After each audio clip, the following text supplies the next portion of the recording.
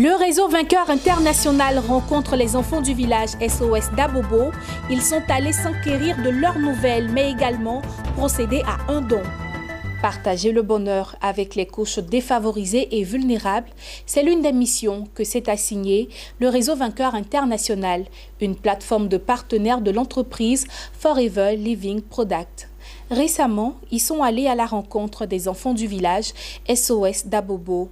Objectif, s'enquérir des nouvelles des enfants internés dans ce centre d'accueil en ces temps de confinement, mais également procéder à un don. Le reportage est de Mondésir Nascimento et Ismaël Doza. Ils se font aussi appeler vagabonds de la charité, les membres du réseau Vainqueur International. Ces partenaires de l'entreprise américaine Forever se sont donnés comme mission partager le bonheur. Et ce lundi, c'est le village SOS d'Abobo dans le district d'Abidjan qui a reçu leur visite. Ils y sont allés les bras chargés de matériel à usage didactique et domestique, des seaux à eau et à robinet, des postes téléviseurs afin de permettre aux enfants de ce centre de suivre les cours via la télévision en ces temps de pandémie à Covid-19. Chaque année, on s'organise entre nous pour apporter ne serait-ce qu'un tout petit sourire à l'autre. Et cette année, le choix a été porté sur le SOS Village Abobo. C'est Augustin Zinsou-Bagidi, Saphir Diamant à Forever Living Product et fondateur du réseau Vainqueur qui a procédé à la remise symbolique du don. Il s'est attardé sur la mission de ce réseau, orienté entre autres vers le bien-être physique et financier. Nous n'avons le droit d'être heureux tout seul. Et donc notre devoir, je dis le slogan au réseau Vainqueur, c'est d'allumer une bougie, aussi petite qu'elle puisse être, que de maudire l'obscurité.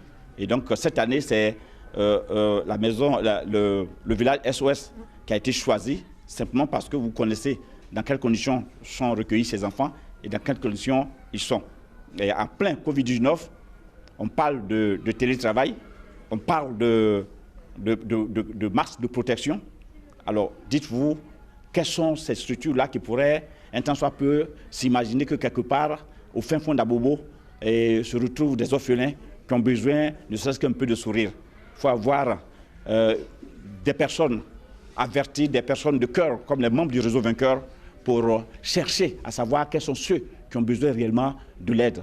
Pour le personnel du site village SOS d'Abobo, ce don d'une valeur de 4 millions environ est arrivé au moment où le besoin se faisait le plus sentir. Je suis vraiment heureuse que le sourire soit apporté à tous ces enfants qui vivent ici dans le village de SOS Abobo par les dons du réseau Vainqueur. Des dons vraiment qui viennent à point nommé parce qu'il y avait certaines télévisions qui étaient en panne. Nous avons reçu des télévisions de très bonne marque.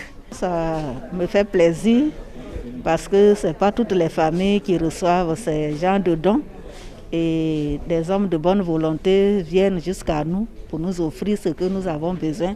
Il faut préciser qu'en dehors des jouets contenus dans ces lots, des cache-nez et des désinfectants produits par l'entreprise américaine Forever ont été ajoutés par les donateurs, un acte pour contribuer à la lutte contre la pandémie à Covid-19.